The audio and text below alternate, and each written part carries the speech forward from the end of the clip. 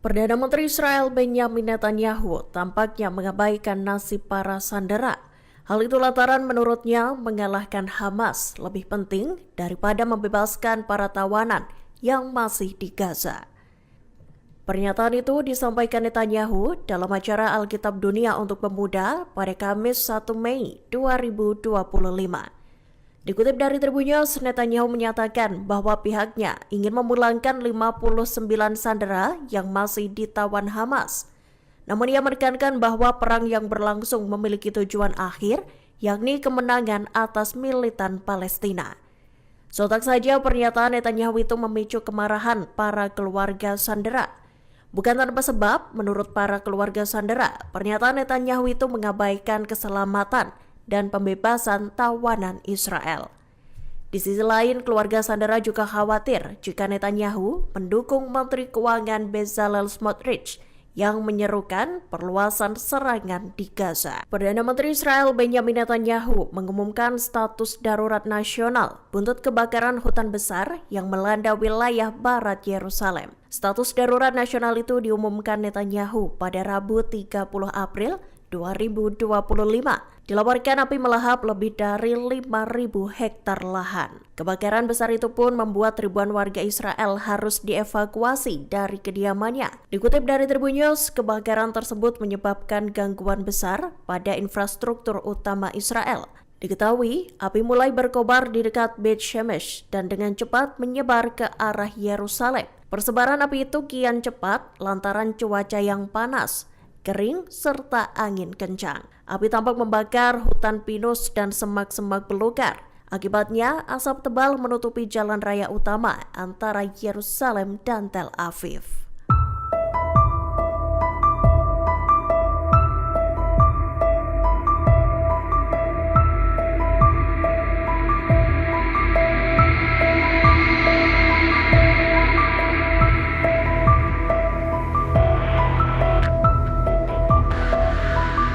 Menteri Keamanan Nasional Israel Itamar Ben-Gvir menuding ada pihak yang berupaya untuk memperluas kebakaran di Israel. Seperti diketahui, api membakar hutan di dekat Yerusalem dan kian meluas lantaran cuaca kering dan angin kencang. Namun sejumlah pejabat pemerintahan Israel menuding warga Palestina melakukan pembakaran untuk memperluas kobaran api. Dikutip dari Tribun News, tudingan itu pun turut dilayangkan oleh Itamar Ben-Gvir. Ia menyatakan bahwa polisi Israel menangkap seorang warga Yerusalem Timur yang dituduh melakukan pembakaran ladang di selatan kota. Ben-Gvir menambahkan para pelaku pembakaran harus mendapatkan hukuman paling berat.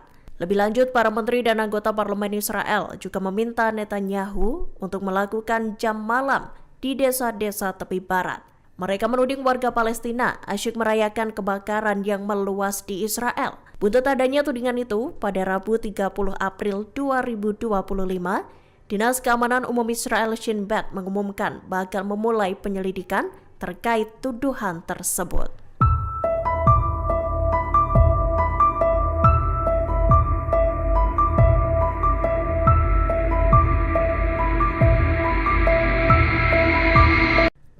Houthi Yaman menembakkan rudal balistiknya ke Israel Jumat 2 Mei 2025 pagi.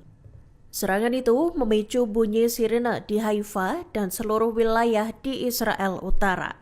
Militan Yaman itu dilaporkan menggunakan rudal balistik hypersonic Palestine II.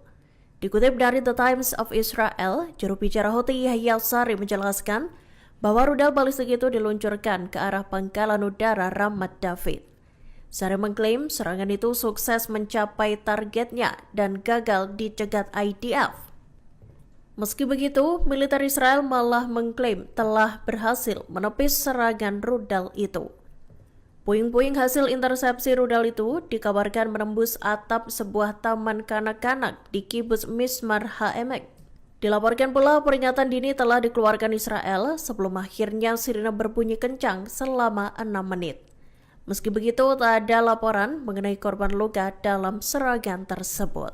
Sayap militan Hamas Brigadir Al-Qassam melancarkan penyergapan besar-besaran di Rafah. Mereka mengumumkan operasi tingkat tinggi di lingkungan Tal Al-Sultan. Dalam sebuah pernyataan, Al-Qassam menjebak pasukan lapis baja Israel ke dalam penyergapan di Jalan Al-Tarayan. Diketahui, pasukan Zionis yang masuk perangkap terdiri dari 4 kendaraan militer Hammer dan truk militer Amulisa.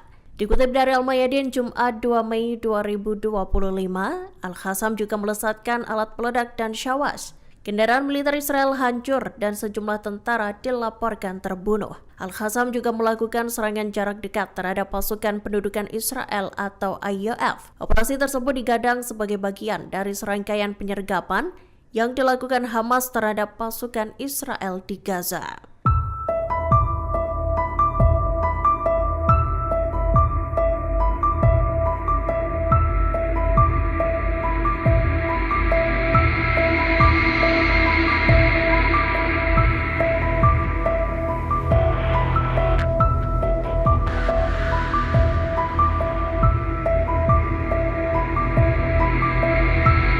Tanya dilanda kebakaran hutan, Israel juga mengalami badai pasir dahsyat. Diketahui badai pasir itu terjadi di wilayah Beersheba di Gurun Negev, Israel Selatan. Dalam video yang beredar, kota di wilayah tersebut bak ditelan oleh awan debu besar. Langit yang semula biru pun berubah menjadi oranye dan abu-abu. Dikutip dari Tribun News Jumat 2 Mei 2025, kondisi tersebut membuat kualitas udara di Israel memburuk. Badai pasir dan kebakaran hutan yang meluas membuat Israel hampir lumpuh. Perdana Menteri Israel Benjamin Netanyahu juga telah menyerukan status darurat nasional. Pemerintah bahkan menginstruksikan sejumlah kanal televisi untuk menunda perayaan kemerdekaan Israel. Diketahui perayaan itu seharusnya dilakukan pada Rabu 30 April 2025 hingga Kamis 1 Mei 2025.